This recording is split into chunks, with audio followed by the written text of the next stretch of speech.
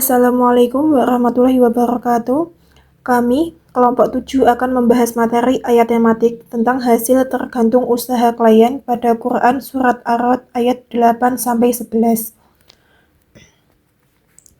Yang pertama adalah latar belakang.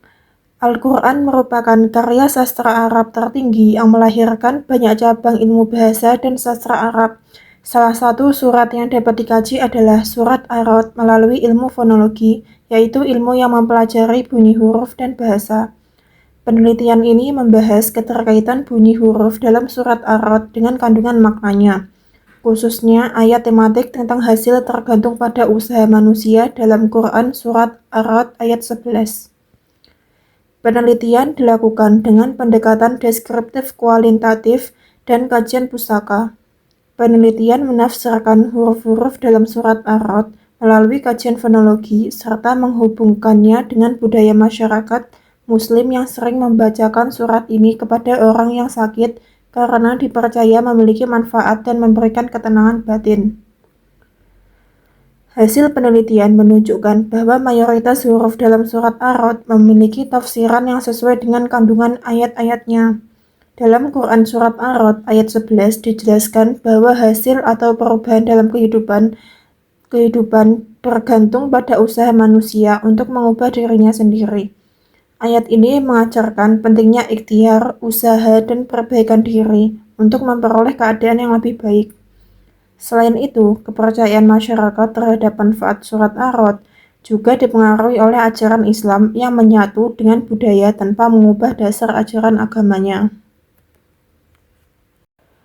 Selanjutnya, makna Surat Ar-Ra'd ayat 8-11.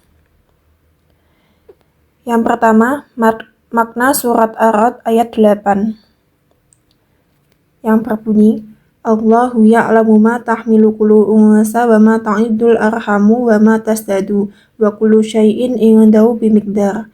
Yang artinya, Allah mengetahui apa yang dikandung oleh setiap perempuan, apa yang kurang sempurna, dan apa yang bertambah dalam rahim, dan segala sesuatu ada ukuran di sisinya.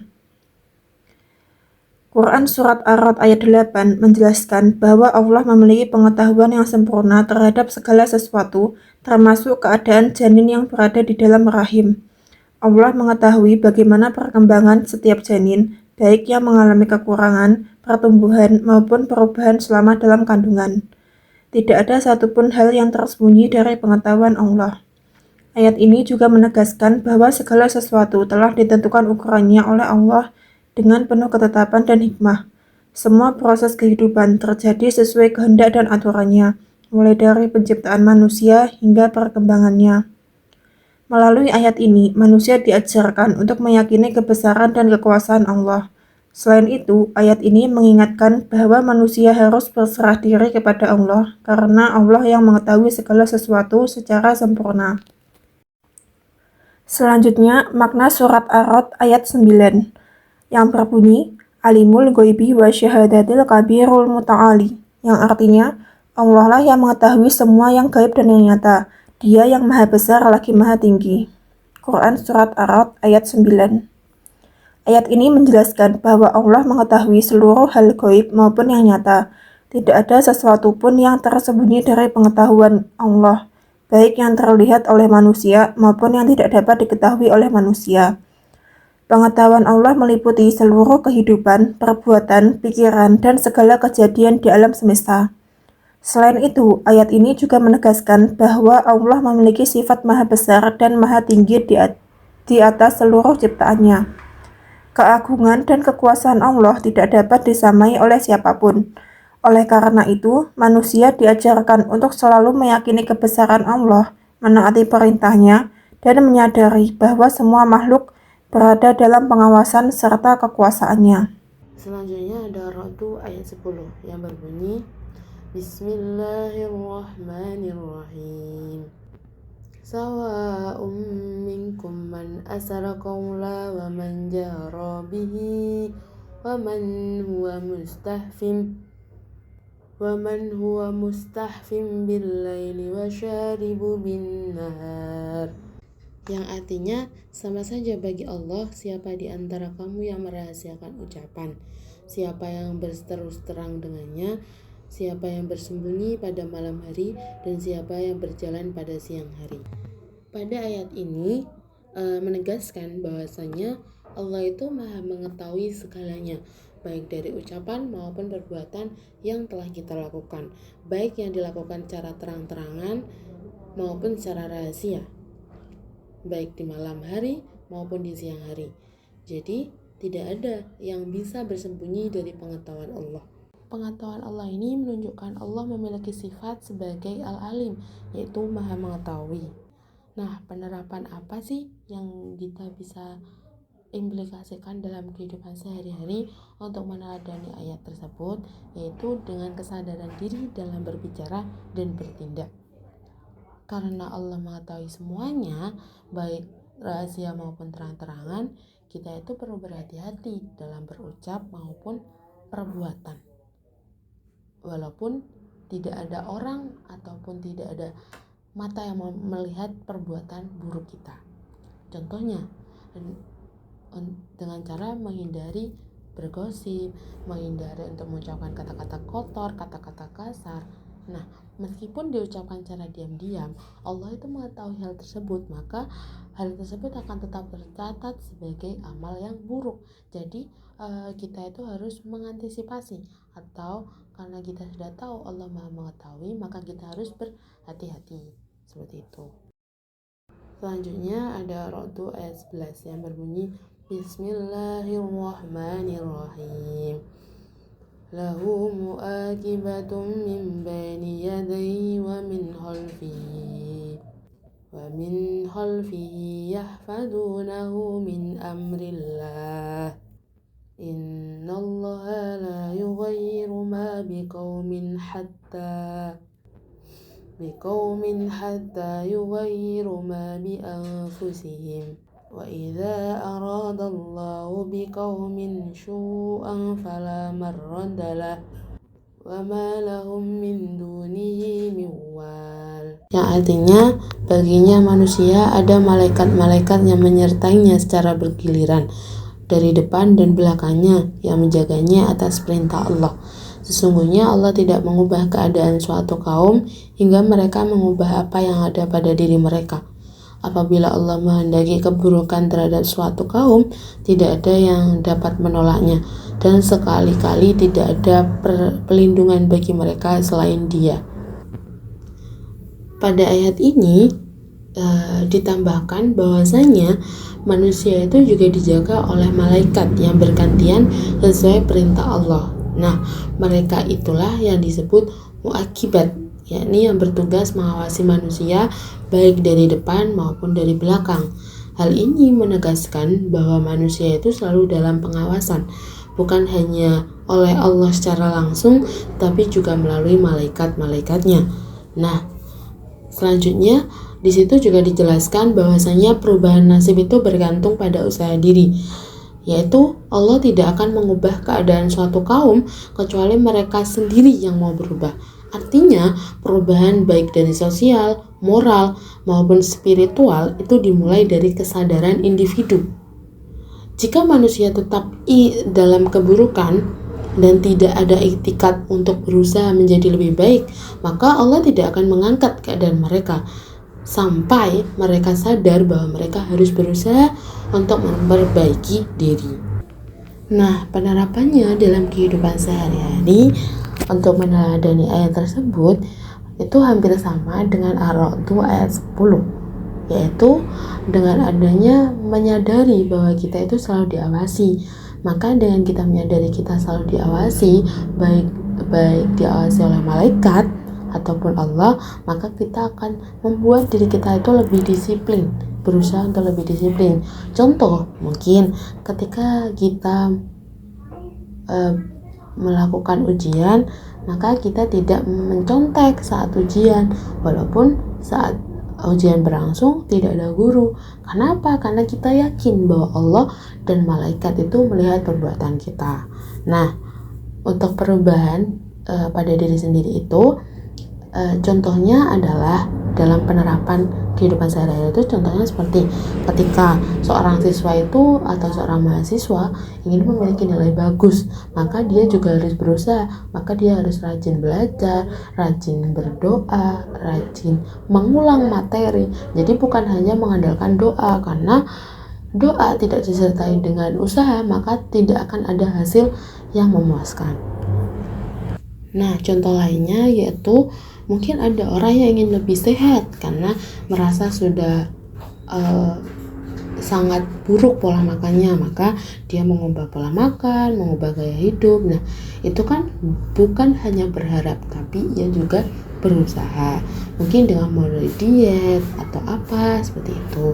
Nah, kemudian adalah menghadapi musibah dengan sabar. Jika Allah menetapkan ujian atau kesulitan, kita itu tidak ada yang bisa menolak. Nah, sikap terbaik adalah apa? Sabar, berdoa, dan terus mencari jalan keluar. Seperti itu. Ini untuk lebih spesifikasinya, yaitu jika Allah, contohnya, jika Allah Allah menetapkan ujian, kan kita tidak ada yang bisa menolak.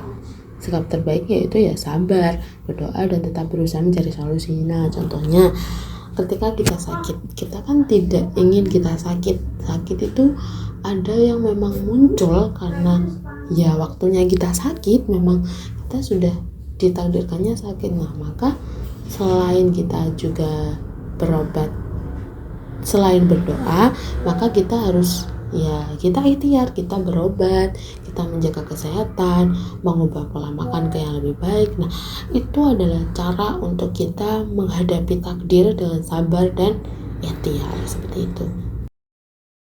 Peran-peran konselor. Pertama, pembimbing, menjadi pendengar aktif, memberi arahan praktis, dan memfasilitasi proses pengambilan keputusan. Misalnya, membantu siswa membandingkan pilihan studi atau strategi belajar. Kedua, fasilitator perkembangan, membantu merencanakan tujuan jangka pendek dan jangka panjang, mengidentifikasikan bakat atau kemampuan, serta melatih keterampilan sosial dan strategi untuk mencegah masalah.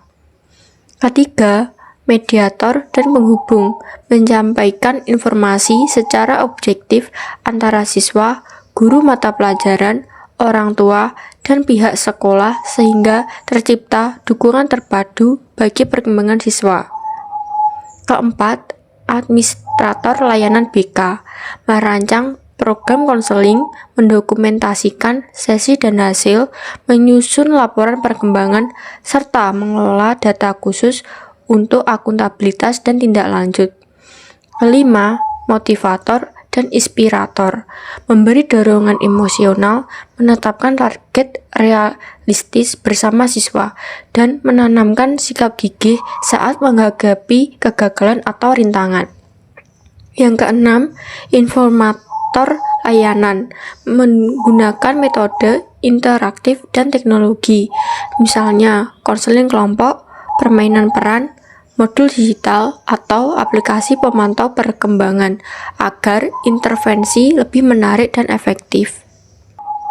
Keempat, administrator layanan BK, merancang program konseling, mendokumentasikan sesi dan hasil, menyusun laporan perkembangan, serta mengelola data khusus untuk akuntabilitas dan tindak lanjut.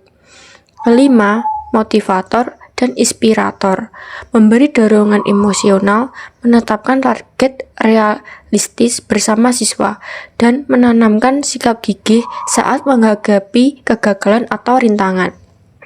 Yang keenam, informator layanan, menggunakan metode interaktif dan teknologi, misalnya konseling kelompok, permainan peran, modul digital, atau aplikasi pemantau perkembangan agar intervensi lebih menarik dan efektif.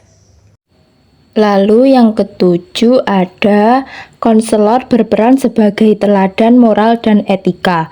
Seorang guru BK harus mampu menunjukkan sikap yang penuh integritas, empati, dan profesionalisme. Keteladanan ini penting karena siswa tidak hanya belajar melalui nasihat, tetapi juga melalui contoh nyata dari perilaku gurunya. Dengan sikap yang baik, konselor dapat membantu membentuk karakter siswa agar menjadi pribadi yang bertanggung jawab dan berakhlak baik. Yang kedelapan, konselor berperan sebagai agen perubahan sosial.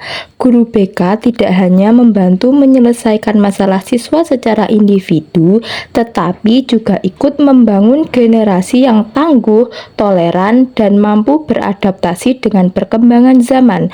Konselor menanamkan nilai kebersamaan, empati, dan keterampilan hidup yang nantinya sangat dibutuhkan siswa di lingkungan masyarakat. Yang kesembilan, konselor merupakan pelajar sepanjang hayat. Bidang bimbingan dan konseling terus berkembang, sehingga guru BK perlu terus belajar melalui pelatihan, membaca literatur terbaru, serta melakukan evaluasi terhadap praktik konseling yang dilakukan. Hal ini bertujuan agar layanan BK tetap profesional dan relevan dengan kebutuhan siswa saat ini. Lalu, kaitan surat Ar-Rod ayat 8-11 dengan proses bimbingan dan konseling. Pada surat Ar-Rod ayat 8-11 terdapat nilai-nilai yang sangat relevan dengan proses bimbingan dan konseling. Ayat-ayat tersebut menjelaskan tentang takdir Allah, pengawasan Allah dan malaikat, serta pentingnya perubahan diri. Ketiga hal ini dapat menjadi dasar dalam membantu siswa menghadapi masalah dan mengembangkan dirinya secara positif. Yang pertama adalah tentang takdir Allah. Ayat ini mengajarkan bahwa segala sesuatu telah diketahui dan ditentukan oleh Allah. Dalam bimbingan dan konseling, pemahaman ini membantu siswa menanamkan sikap qanaah atau menerima ketentuan Allah dengan lapang dada. Guru BK dapat membantu siswa mengurangi rasa cemas, tidak mudah putus asa, serta melihat masalah sebagai proses pembelajaran dan hikmah hidup.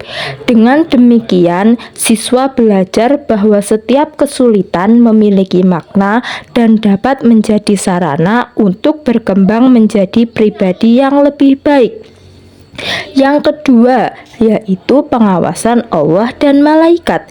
Ayat ini menjelaskan bahwa manusia selalu berada dalam pengawasan dan perlindungan Allah melalui malaikat-malaikatnya. Dalam proses bimbingan dan konseling, hal ini dapat menumbuhkan rasa aman, ketenangan, dan keyakinan bahwa siswa tidak sendirian dalam menghadapi masalah. Guru BK dapat mengarahkan siswa untuk mendekatkan diri kepada Allah melalui doa dan zikir agar memiliki ketenangan batin serta kekuatan dalam menghadapi tekanan hidup. Yang ketiga adalah perubahan diri. Ayat ini menegaskan bahwa Allah tidak akan mengubah keadaan suatu kaum sampai mereka sendiri berusaha mengubah keadaan dalam dirinya.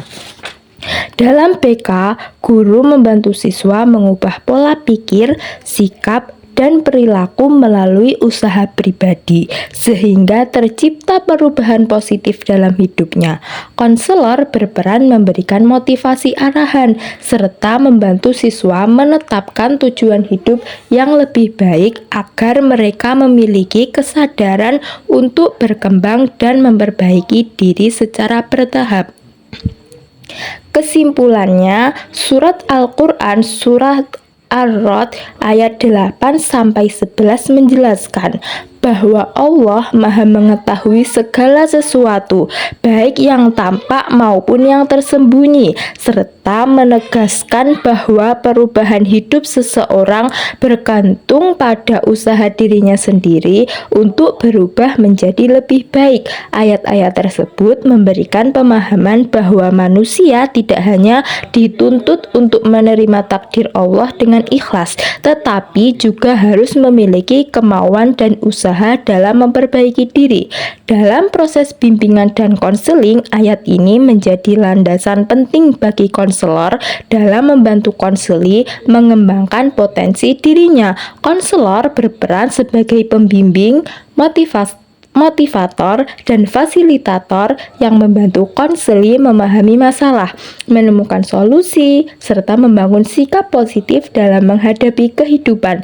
Melalui proses refleksi diri, pemberian motivasi, dan pendekatan spiritual seperti doa, zikir, serta penanaman nilai-nilai keimanan, konseli diharapkan mampu memiliki ketenangan batin, rasa percaya diri, dan semangat untuk melakukan perubahan ke arah yang lebih baik.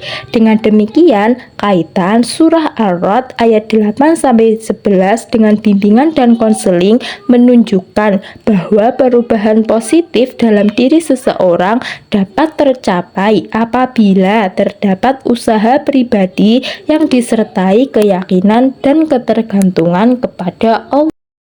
Lalu, kaitan surat Ar-Ra'd ayat 8-11 dengan proses bimbingan dan konseling. Pada surat Ar-Ra'd ayat 8-11 terdapat nilai-nilai yang sangat relevan dengan proses bimbingan dan konseling.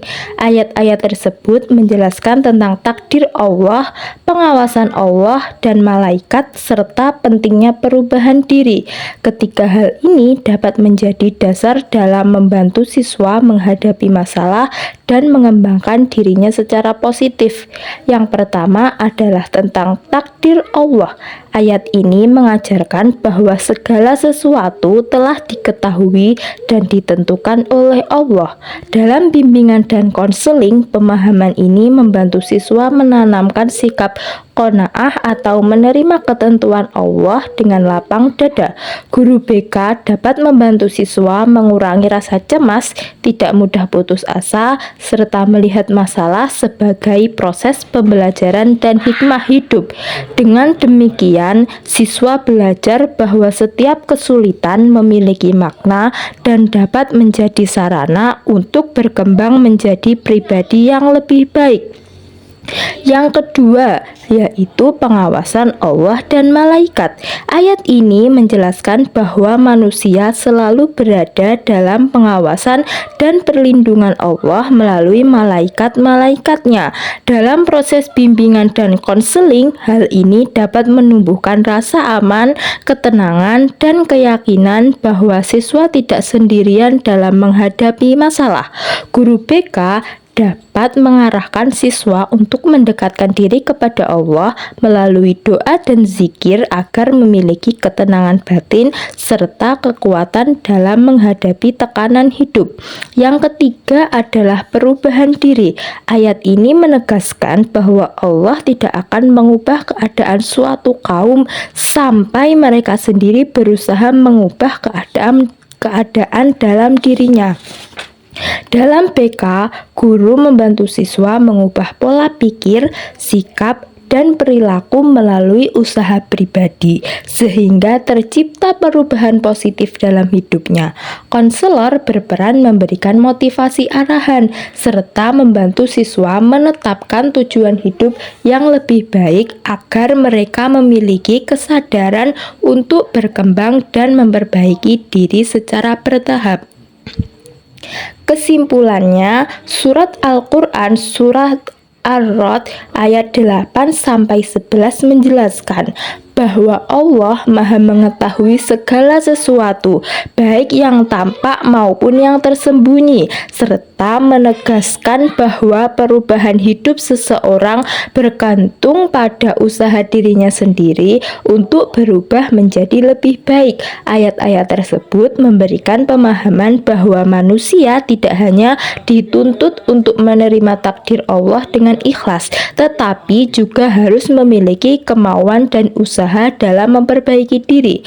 Dalam proses bimbingan dan konseling, ayat ini menjadi landasan penting bagi konselor dalam membantu konseli mengembangkan potensi dirinya. Konselor berperan sebagai pembimbing, motivator, dan fasilitator yang membantu konseli memahami masalah, menemukan solusi, serta membangun sikap positif dalam menghadapi kehidupan. Melalui proses refleksi diri, pemberian motivasi, dan pendekatan spiritual seperti doa, zikir, serta penanaman nilai-nilai keimanan, konseli diharapkan mampu memiliki ketenangan batin, rasa percaya diri, dan semangat untuk melakukan perubahan ke arah yang lebih baik. Dengan demikian, kaitan surah Ar-Ra'd ayat 8-11 dengan bimbingan dan konseling menunjukkan bahwa perubahan positif dalam diri seseorang dapat tercapai apabila terdapat usaha pribadi yang disertai keyakinan dan ketergantungan kepada Allah.